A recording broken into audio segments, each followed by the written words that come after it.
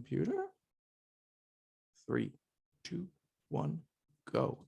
Hello, hello. This is Ignacy Portal Games. And this is the Podfather of Gaming, Stephen Bonacor. You are listening to Board Games Insider, episode 218. We're recording it on November 24th, 2021. Board Games Insider is a proud member of the Dice Tower Network.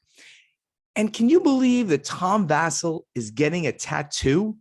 I think it should be a heart with my logo for the Podfather of Gaming in the center. Don't you agree, Ignacy? If you pull it off in some sort of the bet or game that you do a lot, that would be like epic achievement. If we ever did that, that would be. I have stayed away for 60 years, not ever getting a tattoo, and I probably will never get one. But Tom is getting one. It was part of the Kickstarter. If they got to a certain level, then he would get a tattoo, and they're doing it now. He always thought about getting it anyways. It's not like he's really like, oh my God, I'm getting. So they were supposed to do it this week, but the artist couldn't do it. They had to reschedule it. I want to be down there in Florida. I want to go down and watch this happen. I know they're going to be videoing it anyway, but I want to see it happening and watch his face. I'm afraid of everything, as our listeners know. So, of course, tattoo is not an option for me. I'm a person who is scared of everything. You are scared. All right, buddy. But you're not scared of doing some great business. So what's happening over at Portal Games? We just released, I was saying that there is end of the year and no new releases. But, of course, there is a Portal Games Digital, and they can release games at any point. So we have a new army for Neuroshima Hex. Neuroshima Hex is our amazing app that you can play on your mobile device since 2009 or 10, a long time in the App Store and Android Store. And now we have a new army, Steel Police. It's absolutely amazing. So I strongly recommend check out Neuroshima Hex as an app. Brilliant stuff. It is our by far the most popular app in the history of us, and it's one of the best-selling apps overall in the App Store. Is magnificent. And now Steel Police new army, so you can check it out. So this is our release of this week. As for the brag of the week, I have a very important thing that happened that has zero importance for all of you guys, but for us, for Portal Games, is extremely important. So around 2015, it was Chevy who was working back then at Portal Games. We started a process with Facebook to change the name of our page. It was Portal Publishing, and Chevy told me, Ignacy, Portal Publishing, it sounds ridiculous. It should be Portal Games. How you came up with this idea? I said, well, I'm not native speaker. It was my fault. So Chevy started the procedure. Now, 6 years later, I'm happy to announce that Facebook finally get all these things, and our request was accepted, and now we are no longer Portal Publishing as it was since 2015. Really? Now we are Portal Games. I think that Chevy would have a champagne this week to celebrate. He's no longer working full-time for the company, but the thing that he started finally is delivered. So you can now find us on Facebook as Portal Games instead of Portal Publishing, which I say, it is not important for you guys, but for us, it's like a milestone achieved.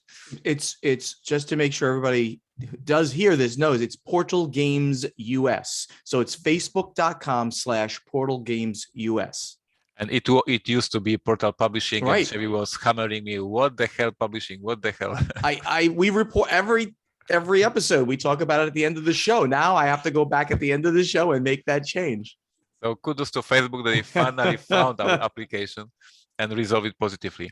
On pre-orders and street dates, you guys missed our amazing Black Friday offer. It is all your fault. You missed amazing offers. I'm done with you. Like, you had your chance, and now I'm not doing any sales with you anymore. And the offer was amazing, and you just missed it. And what's happening at HQ? We are doing very serious right now PortalCon preparations. To remind everyone, every year we do a big convention for fans in Poland. It takes a lot of preparation. We do this event at the actual football stadium.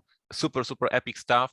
And of course, it involves months of preparation. And now, 2 months before the event, we have almost daily meetings with the team for the sales, for the demos, for the volunteers, from the accommodation, for the treatment, for the COVID issues, etc., etc. So a very big event for us. For you guys, the most important thing is on January 22nd.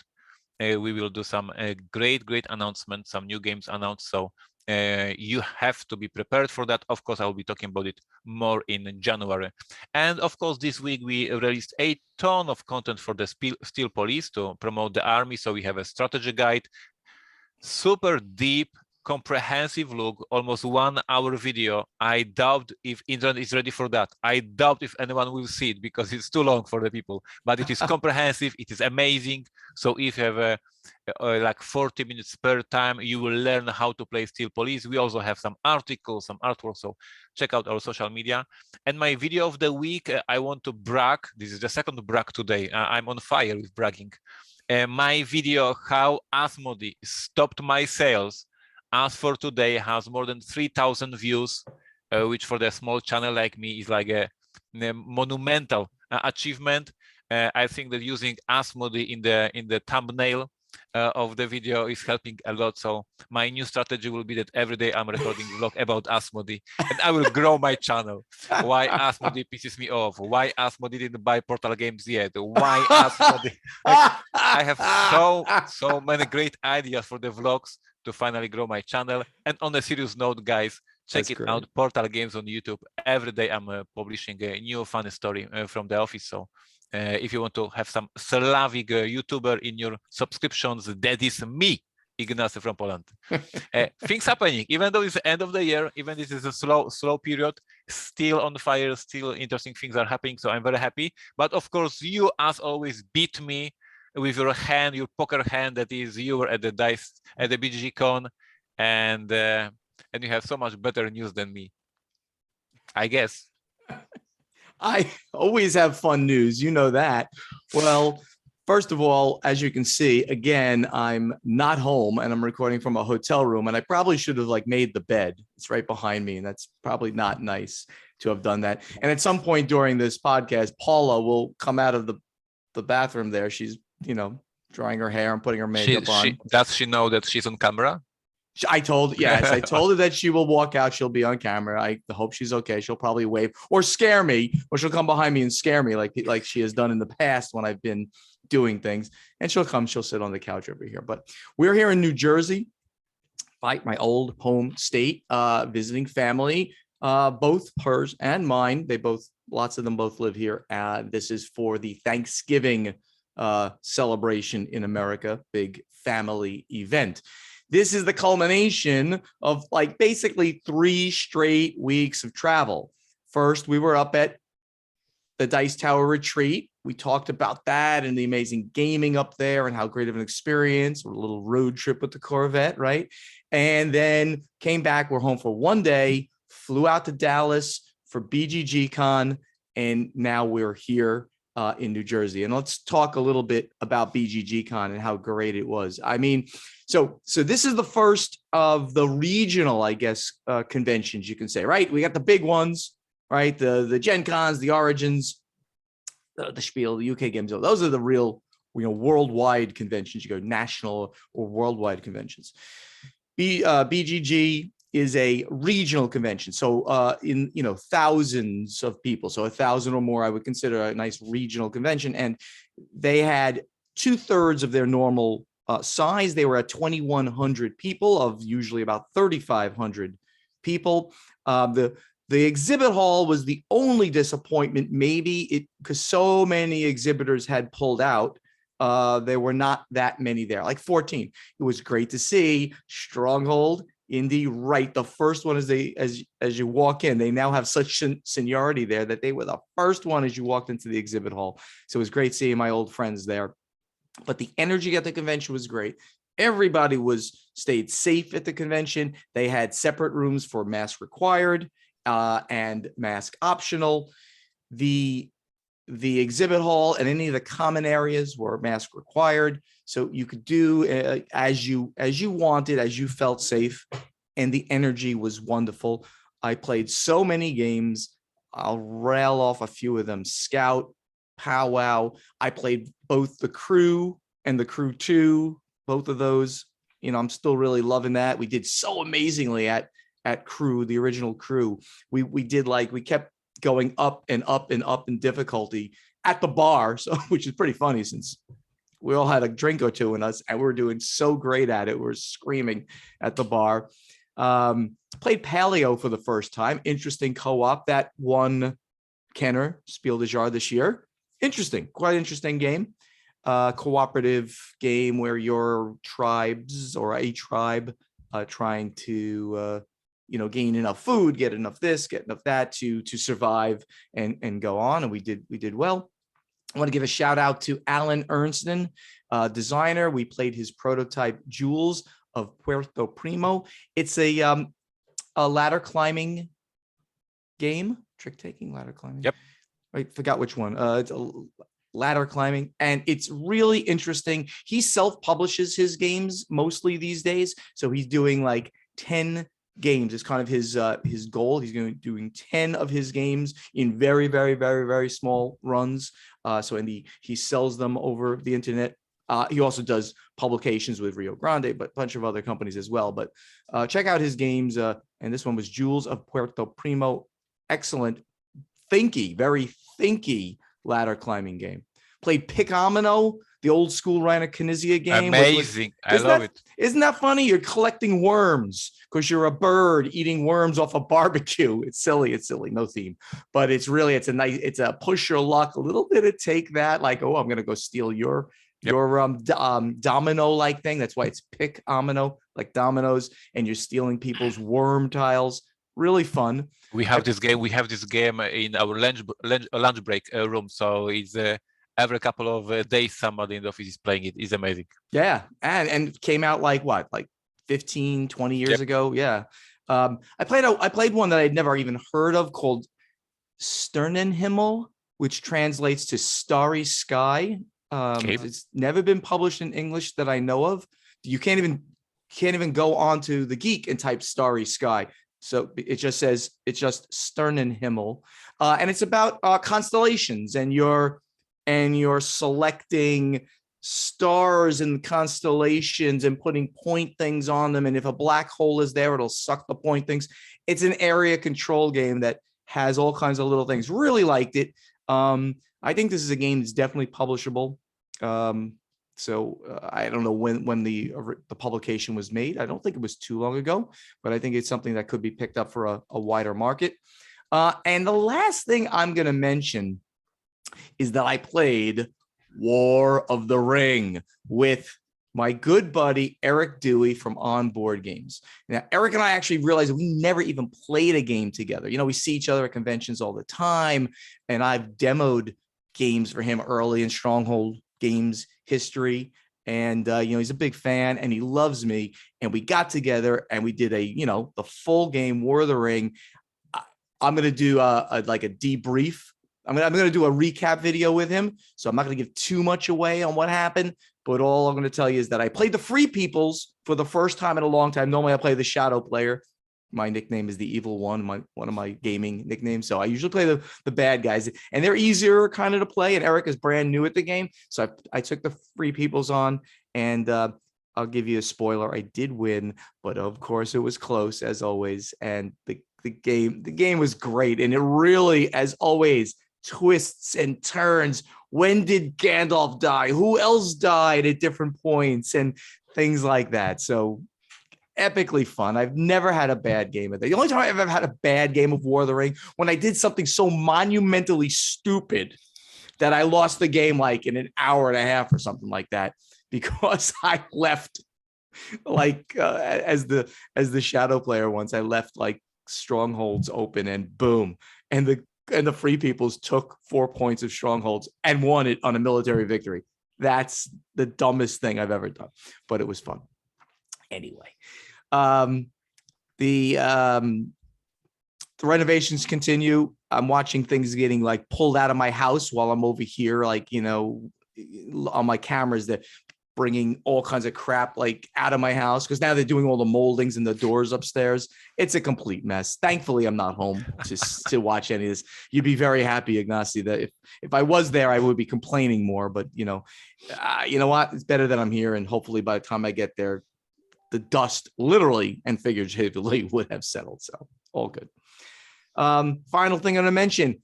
PAX Unplugged is only 2 weeks from after we're talking now, only a week later from when this drops, right? Let me just take a quick look. Yeah. So a week after this drops, I'll be flying out to PAX Unplugged. We're going to have to figure out when we record the next one of these. But this is an official statement to any industry people that are listening. And I know there's some industry people listening. If you are part of the game industry, designers, artists, content creators, media people, publishers, distro, retailers, everyone who touches the industry, I'm holding an industry event. It's going to be called Industry After Hours with the Podfather. It's on Thursday, December 9th, December 9th at 7 to 10 p.m. at the Hilton Garden Inn. If you're an industry person, we can't have every gamer out there, and I'm sorry. But if you're industry, we're getting together to network, introduce each other if people don't know each other, get younger people involved with other publishers and get this, get artists to meet publishers. It's being sponsored by a whole bunch of wonderful publishers, which are paying for the event, which is great. And if you get there, the first 100 people get a drink ticket, and then publishers will be demoing their games to people and things like that. Also, special guests that are going to be there include Matthew Jude and all of those from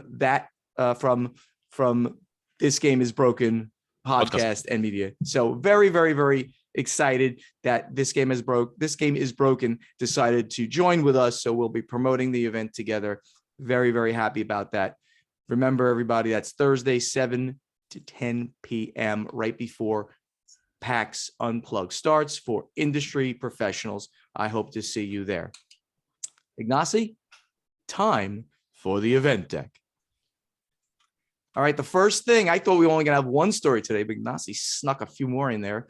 But we'll just very briefly, Diamond, which is Diamond/Alliance, have returned to normal after that ransomware attack. And this is, has grinded their sales operations to a halt at the worst time of the year possible for them. But now they seem to have it all under control. A few of their titles are the priority titles are pushing out quickly, and they're ramping everything back. So happy to hear that they are back doing well. I don't think there's anything else that's mentioned, but if you're a retailer out there, that you should be able to get all of your stock that you want from them now. Next thing is that Lucky Duck Games, Ignacy pushed this in there, Lucky Duck Games Italy. Ignacy, what's happening there? Yeah, it's interesting because Lucky Duck Games a couple of years ago, it was a small company with a couple of Kickstarters. Then they opened the Lucky Duck Games Poland. And then they opened Lucky Duck Games France. And then now this week they posted in a Tabletop Job Facebook group that they are looking for the sales person for the Lucky Duck Games Italy, which shows that this company is still growing in a great way. The strategy is here to have departments in different countries. And what at the very beginning was quite a small, obvious choice, because I don't know if many of you know, the Lucky Duck Games, the company, has headquarters in Poland, in Krakow, a 1 hour drive from Poland, from Portal. These are very close to us, that's why we are friends. And they are running company exactly like Portal Games from Poland, and I have a Portal Games US, and they have a Lucky Duck Games US. But then, because they are growing, they have great titles in their catalog, they opened the Lucky Duck Games France, and now Lucky Duck Games Italy is announced to start next year. So if any of our listeners is from Italy and is looking for a job in the industry, we are discussing this many times. Yep. Maybe it is your time to reach Lucky Duck Games and tell them, I'm from Italy, I know the games, I know the market, I can be your salesperson, I can be your marketing person, I can help. This is your time. So kudos to Lucky Duck Games for growing in a steady way. Every couple of months or years, they're growing their divisions. and keep fingers crossed that this a new division will start next year, and all the best for them. And you can tell them that Ignacy and the Podfather of gaming has sent you over there. Exactly. And, they're a great company. It's been wonderful watching them grow. Vin, right? Vince, yes. Vince. We met together in Poland in 2019, right before Essen, and it was great seeing him. And he's so energetic, and yeah, I'm excited for their progress and their story that they've been unfolding over time. Did you hear my story about how I met Vince for the first time? No, I don't know that. This is very Slavic story. I was coming home from one of the US conventions. I think it was Gen Con, but I may be wrong. I was on the plane, and as all our listeners know, when I'm on a plane, I'm very nervous, I'm very angry, I hate people, I hate my life. I have always my this is you call it hood? How you call it when you have something on your head like hoodie? Hood. Yeah. So I'm always having my hoodie, and my wife knows that she's not talking to me. Like, this is not the moment to interact with Ignacy. And I see that next to me is Vince, and I see him super excited, and I see him with this positive energy, and he wants to interact with me. So I'm getting my hoodie even more to send him a message: don't talk to me, I'm not in the right mood. But he's not reading the signals very well. So when the plane took off and I'm really scared, and I'm in very bad mood, he's smiling. Ignacy, this is you. I always wanted to meet you. I'm a big fan of your games. And he starts to talk to me, and I'm like, I'm going to punch him in the face because I don't want to talk anymore. And that was our first initial meeting. Of course, he's so nice, and he's so amazing person that, of course, we start talking. And this Friday was much better than I expected, because I was just spent time talking with him. But he clearly is not reading body language. That I can tell for sure. So that's his only flaw that I know. If he does not read body language well, that's great. What else do we have, Ignacy? Oh, Catan in your kitchen. You also put this one up there. Asmodee Entertainment has entered into a partnership with Just Funky to create Catan merchandise. Just Funky is a manufacturer specializing in licensed homeware products. They make mugs, bowls, blankets, sunshades, and more, all emblazoned with content from various intellectual properties. Their currently available lineup includes Dungeons and Dragons, Sonic the Hedgehog, Dragon Ball, Naruto, Ricky and Morty, and The Office. So I guess they're going to be doing all this kind of stuff with Catan all over it. Yeah, you have IP, you sell stuff, whether this is a T-shirt or this is a book or this is like a mug to your kitchen.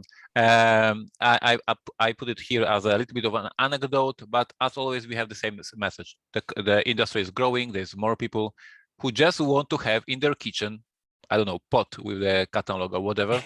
Yeah, that's good. Glassware, coasters, throw blankets, lamps, tote bags, all over the house. You can put Catan all over your house. Pretty cool. I'm not that big as a Catan, but I guess a couple of my fans would love to have Robinson Crusoe stuff in the house because they love the game. So yes, definitely there will be customers for that. Why don't you give a call to Funky? What's the company? Funky. Just Funky. Just Funky, and see what they can do for you. I'm afraid I'm not funky enough for them, but all right, let's get over to strategy and tactics. Snooze Fest, he's been giving us questions for a while. He asks, whenever asked about game company finances, you guys always say something like, quote, of course we cannot give any details, but in general, why of course? Why not provide details like public companies or some other private ones do? Is it that you think your personal private financial information is private and simply none of our business? That there will be some competitive disadvantage or what? Or something else? All right, I'll go first only because, it's something near financials is something near to my heart. Yes. I mean, the answer is there's a reason for public companies providing their financials. And there's a very big reason why private companies don't.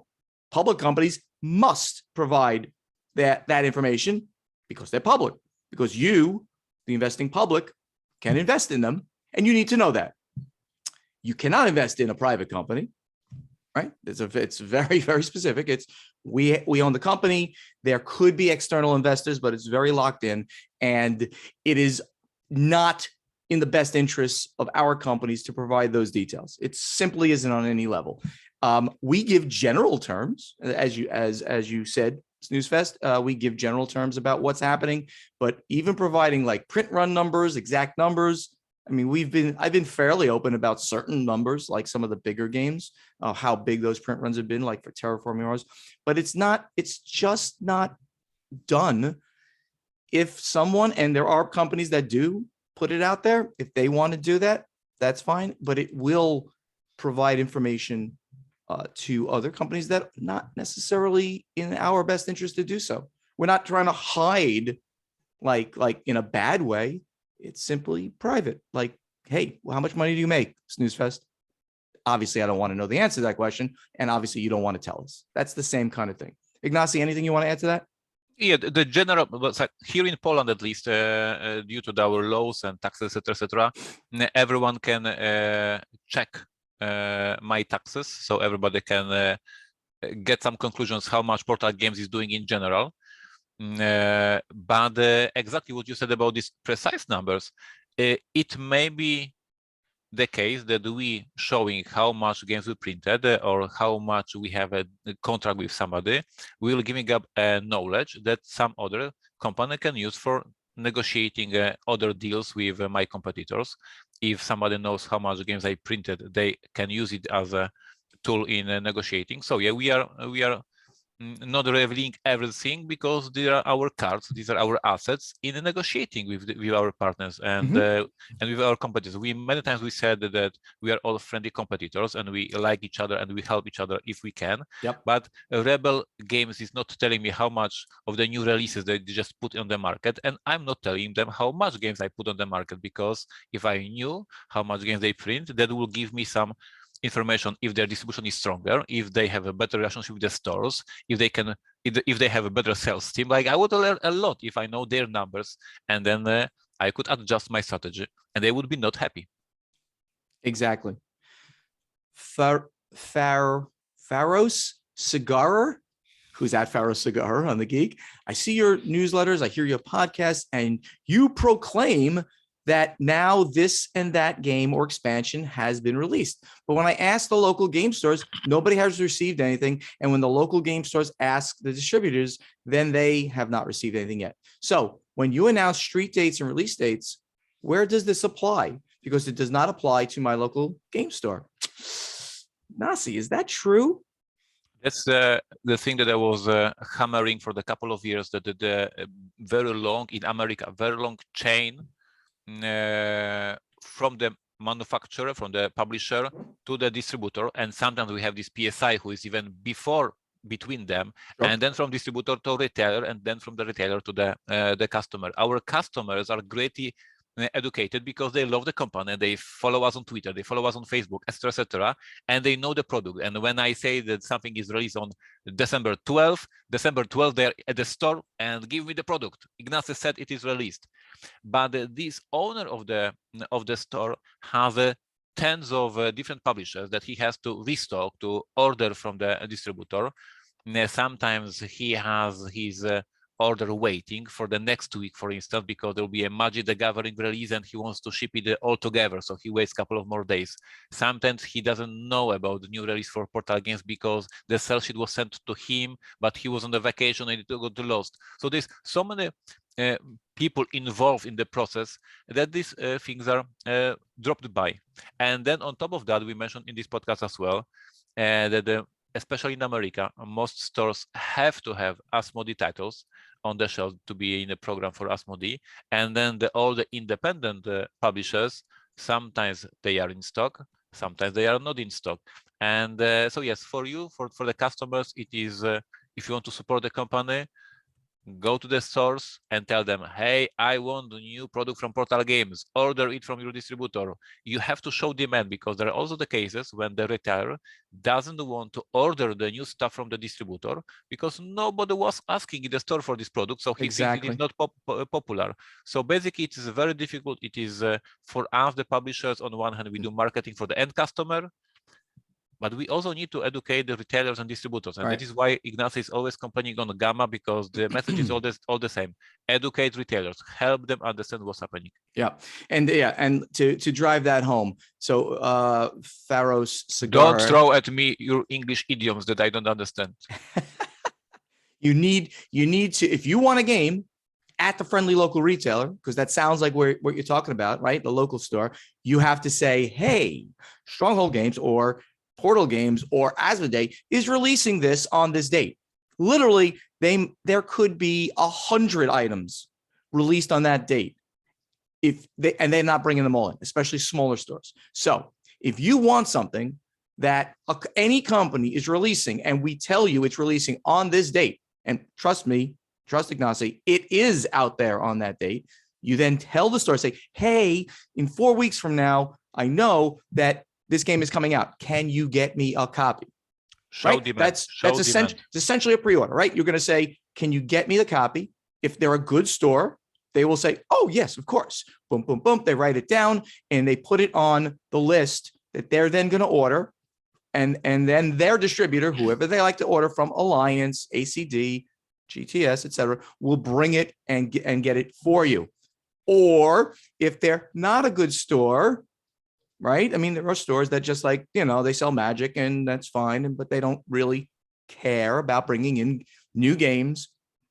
You go and you pre-order it from the publisher, or you buy it online. Amazon is going to have it on that date, or really close to that date, and you can put the pre-order there, and then you can get it in. So there's so many ways to do it. Miniatures market, this, that, the other one. They do release on the street dates that we tell you about. Promise. Vincenzo Alvarello from Minneapolis, good friend of mine, Zacco Soldier on BGG. I've been thinking with the current, this is in June 2020, reflections we've been having as a society. Do you think that there will be continued and stronger pushes to increase diversity within the hobby, but also within the themes of games that are published? Do you think we'll see less games with strongly colonist themes? I'm personally thinking about Puerto Rico a lot and how I probably can't comfortably show that game to new people. Do you think there could be a major player saying we won't do games like this anymore, or a distributor saying nothing with racist or white supremacist things?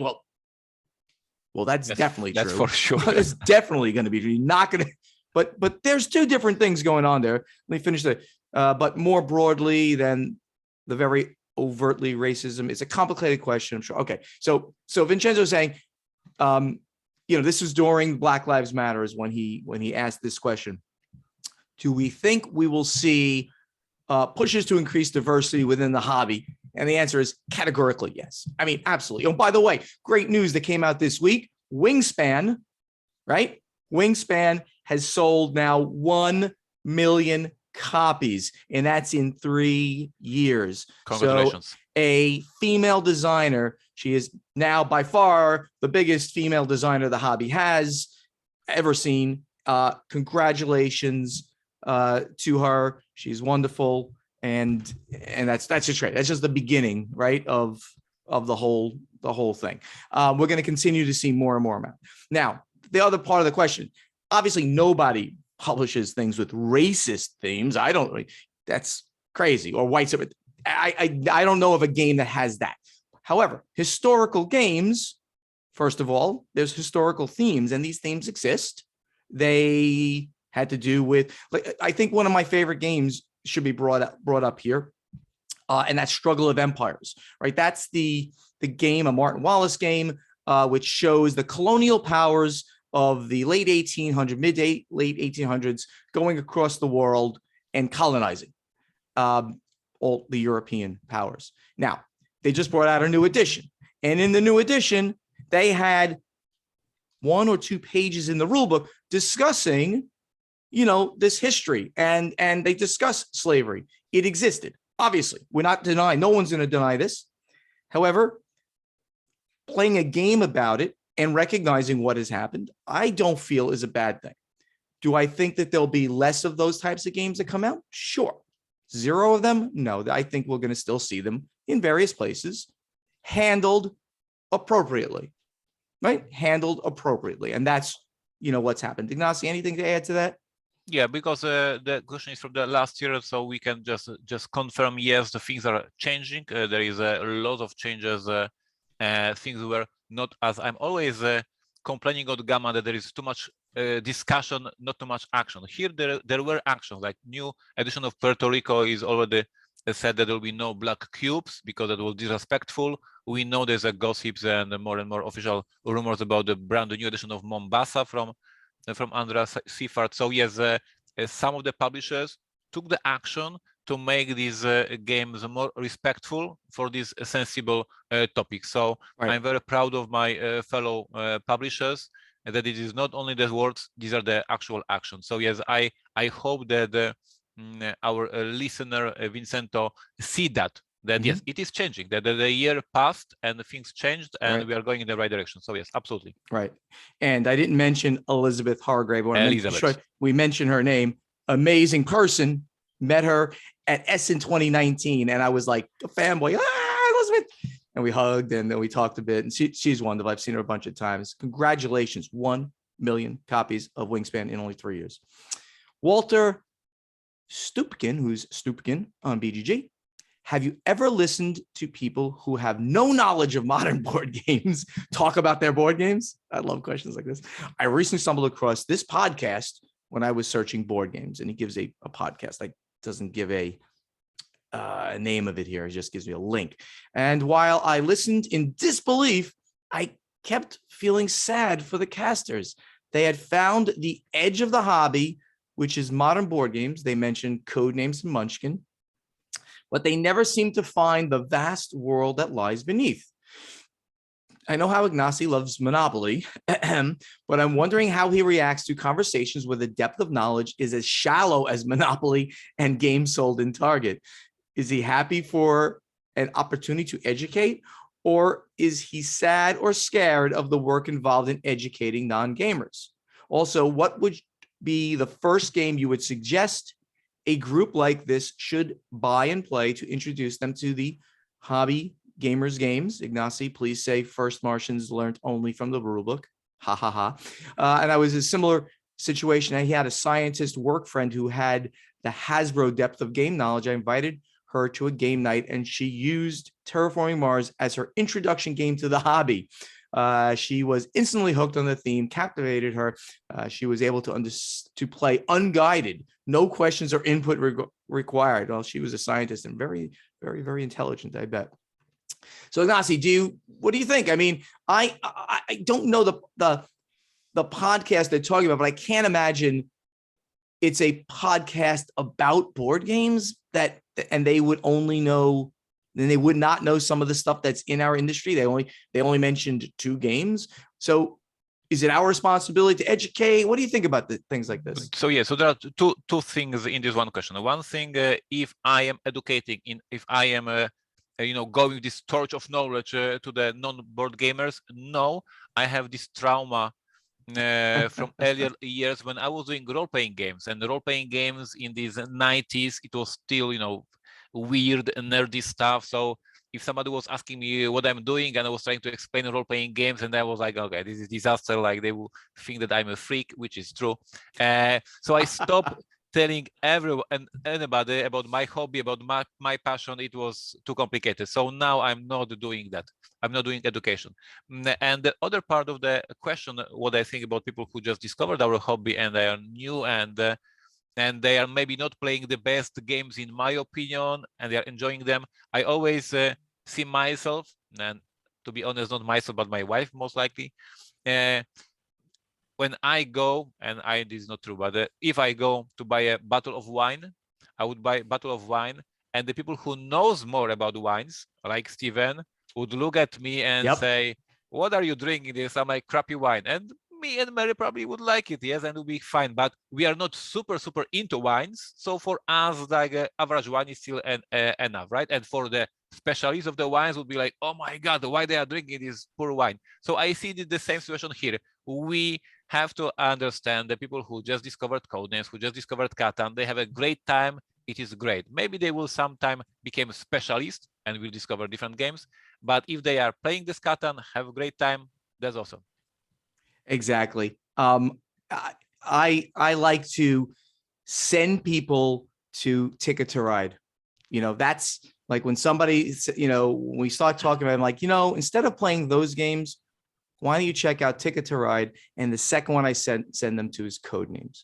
I think those are two examples of some of the greatest, most approachable games that take you from Monopoly into our hobby, right? One is a true light strategy game about trains, very approachable theme. And the other one is this interesting play that you can have with people. And that really shows that games can truly be fun and social. And so, yes, I will continue to educate lightly. And I don't proselytize. I don't say, well, if you're playing that, it's crap. No, we like certain games. We don't like others. That's cool.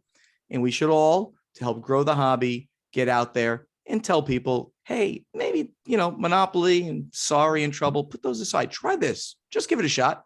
I have a feeling you like it. And if you play it with them, they'll like it all the more. They won't have to worry about the rules. And on that note, let's get over to playtesting. All right. So I think our playtesting experiment here is going very well, Ignacy. And I believe that you lost a bet to me last week. Let's discuss this. The question that we asked our listeners, all of you out there, last week was, in your board games, do you keep the original plain white cardboard inserts, or do you just immediately recycle them? And I think And our listeners failed us. and our listeners proved that I was right. Ignacy took the, oh no, everyone just throws them out. And I said, no, I think people mostly keep them until they get a better insert or until they get the expansions and they throw them in it. So Snoozefest said, either use them if it makes sense, keep them flattened in the box if more space is needed, or set them aside in storage space. Well, that's something I would never do. Like he wants to keep them even if he takes it out. But mostly he definitely keeps them. Craig Phillips, I know Craig, how's it going, buddy? If after sleeving cards, the insert still works well, I use it. Otherwise, I'll toss it. Kirk W, I typically continue to use them. So far, I have only, quote, retired one so that I could fit an expansion in my Flamme Rouge box. Exactly. That's one that is really hard to put the expansion in because the expansion has plastics in it too and lots more cards. I have it in storage along with the expansion box in case I should even need to sell it someday. I don't even think people would care if it wasn't in there, if you did sell it. But again, he's keeping it. Chevy Dodd, our man. I almost always keep them unless there are a lot of Chevy, components you traitor. that justify a custom insert. Ignacy, you are getting crushed on this. And Ibonphobia, he or she says, it depends. Once I've sleeved my cards and put the rest of the components in baggies when appropriate, if there's enough room in the box for everything and the insert, I keep it. Otherwise, into the recycle bin it goes. Ignacy, that's like 5-0. You're getting killed. Almost always keep them, says Kurt Van. Oh, stop it. Hoeveld. Mostly. Thank you for your feedback. He just keeps it in there. Mindy, Frankie, unless it is in the way, I don't discard it. Hoa, Hogan, the FFG like ones I throw away immediately. There's one. My man. John Canost, I don't think I've ever immediately recycled an insert, even a really cheap one or bad one. Like other commenters have said, it just stays in the box until there's more room that is needed. Melanie Cogdill, hey Melanie, I keep them, but I don't use them. Everything goes into small baggies from Japan of the correct size. And Mike Downdo, it depends. Once I've punched the game and sorted it, if I'm tight on space, I'll remove the insert and store it in the loft. If there is still plenty of room in the box, I keep it as I don't see a better place. So Ignacy, epic fail for you and epic win for the Podfather. Don't you agree? Yes, just say you agree and we'll move on. I agree. There you go. All right. So definitely a win. I should have made that a prediction of mine, but okay, we'll just go with that. But thank you for everybody for your feedback. I really like doing this now, this format here, not only because I'm winning, but because it's fun to get that back and forth, and we talk and we mention all of you guys. So Ignacy, you have a new question this week for our listeners. What is it? How's my grammar? Oh, I didn't even get a chance because I had to do all that reading. So you want to me be embarrassed in front of all our listeners with my bad English? You do that, and then I'll see if I need to clean it up. So you go ask them. My question is, who cleans the game into the box after the game is over? Is it the winner at your house? Is it the person who lost the game? Everyone do it together? Like, what's your tradition at the table? Because each group has a different approach. At our home, I will say that maybe next week when we will answer this question. So I'm not spoiling my answer, but this is now a question for you guys. Who is doing the clean up of the game after the game is over? Yeah, I just quickly reformatted it to I appreciate it. After the game is over, who cleans up the game? The winner, the loser, or everyone helps out? And definitely with me, Ignacy, I mean, there's no tradition. It's everybody helps out. I mean, it is kind of cute to say, okay, the winner does it, the loser does it. But no, I mean, especially, because you want to get to the next game usually, or everyone's got to leave, it's the end of the night. Everyone's got to get out. So yeah, everybody helps out. That's a great little question. In your place, what happens? I try to put this rule that the winner don't do it because I always win. But Mary says either you clean it, either we don't play another game. And so I clean it. That's great. Are you an often winner, or are you just kind of teasing? At home, I win like 65-70% with Mary. Here in the office, my friends and employees kick my ass every week. So, well, it depends. It depends. All right. So we're going to be asking you now, because Ignacy is going to create a thread on Board Game Geek. Please answer our question to you, and then we read all your answers back the next week after the game is over. Who cleans up the game? The winner, the loser? Well, everybody helps out. Meanwhile, as Ignacy does his typing there, I can see him. It's fun. I can see him doing it. Make sure. So I check up on him to make sure as he coughs. Let's get to final score. Thank you so much for listening. Help us spread the word about this podcast by telling your friends to download Board Games Insider wherever they like to get their podcasts, or watch Board Games Insider on the Podfather of Gaming YouTube channel. Every week we drop it on Wednesday at the same time, basically, that the podcast audio drops. To ask us questions for our strategy and tactics segment, you must post them in the correct thread in our guild on Board Game Geek. To answer our question to you from playtesting, also go to our guild on Board Game Geek and look for the thread with this episode's question. Board Games Insider has a Facebook page, so please like us on Facebook. Also on Facebook, please like Ignacy's page and Steven's page, which has changed, right, to /Portal Games US and the Podfather of Gaming. See, I changed that on the fly, Ignacy. Portal Games US, not that other silly Portal Publishing thing. Go check us on Facebook. And our websites are portalgamesus.com and podfathergaming.com. Go there, sign up for the newsletters. Hey, get some Black Friday sales next year. You missed Ignacy's sale this year, and get up to the minute information on what's happening at Portal Games and with the Podfather. On social media, speak directly to Ignacy and Steven. On Twitter, it's at Portal Games US and at Podfather Gaming. On Instagram, it's the same. On YouTube, it's Portal Games Movies, Portal Games Gameplays, and the Podfather of Gaming. Ignacy is extremely active, and you catch, of course, this show on YouTube for me, plus anything special like my upcoming War of the Rings recap that I just played and talked about. And Ignacy now has a TikTok channel where he dances and sings and does things like that, and that's Portal Games US. I have not checked it out yet. I did yesterday amazing video that has like 80 views, which is embarrassing, with me throwing pens to the cup, because there's a cup challenge on TikTok. So if you want to see me throwing pens to the cup and increase my views from 80 to maybe 82, I appreciate that. Big audience over there. We hope to see you at an upcoming convention. You'll see me at PAX-U, just hanging around, playing games, If you're hearing my voice, you want to play a game or get a drink, send me a note over Twitter or something like that, or Messenger on Facebook. Always watching that, and maybe we'll get a chance to hang out. And if you're part of the industry, as I mentioned, please reach out. I can get you the exact details on how to meet up on Thursday night, 7 p.m. for the industry networking event that I am personally throwing. Board Games Insider is professionally edited by Matthew Jude from This Game is Broken podcast, and the whole crew will be at the PAX-U Mixer. If you'd like him to edit your podcast, please contact him on Twitter or email at thisgameisbrokenpodcast@gmail.com. Also, the great voice you hear doing our intro, outro, and in-between segments is that of Ray Greenlee. He can be contacted to do voiceover work at raygreenleevoiceover.com.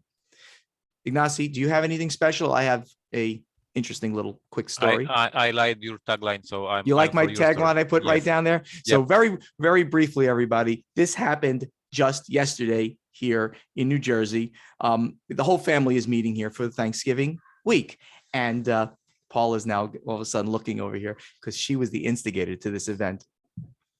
I was in the wine store buying some wine. Ignacy mentioned that Steven knows wine. So I got a bottle of wine for us for that evening, and we spent it with my mother, just hanging out alone. And I was going to buy more wine there, but the wines were there was a very bad selection. They were really expensive in this small place. So I said, you know what? I'll go tomorrow to buy some better wines. But one wine I did see there was a wine that's called Good Effing Wine. That's the name of the wine. Now, it doesn't say effing. It says the real word, which I'm not going to say right now. Good wine. That's the label. I bought it with another bottle that's good for my brother because he was showing up the next day. I went to see my mother and I left the 2 bottles of wine there at her house, the Good Effing Wine and this very good bottle of wine. My brother, and I wasn't going to see him last night. I didn't see him last night. My brother texts me yesterday early on his way down, right before he got on the plane. And he said, I'm not sure I'm going to see you tonight, but hey, buy a bottle of wine so it's there when I get there. I trust you to buy something good. And get ready to order some pizza. I said, well, I'm not going to see you tonight because we'll be out with Paula's family. But listen, Greg, I left you some good effing wine. And I typed this in the text and I didn't say effing again. I said the real word. So, hey, I'm a good brother to you. I bought you good effing wine. Enjoy it. Yes, he got there. My mother said, Steven said he bought you this wine and he told you what it was. And he got it and he just was cracking up. So I can't wait to see him today where he'll tell me what his expression was when he saw the bottle of good effing wine. And then he drank some other wine that I gave him. So that's my story. We don't know yet if this wine was really good? Oh, no, he didn't drink it. He drank the good wine I left him. The bad wine, the good effing wine bottle is still there. I will open it up to see how bad it is, but I guarantee it's going to be bad. It was it was like a $10 bottle of wine. And when it has a label like that, they probably even inflate the price because people think we'll buy that just because of the stupid label. But anyway, funny. And I bought it for my ultra wine snob brother, and I'm sure he enjoyed it. Anyway, thank you all for listening. We appreciate it greatly. We'll talk to you again next week. Thank you. Bye-bye.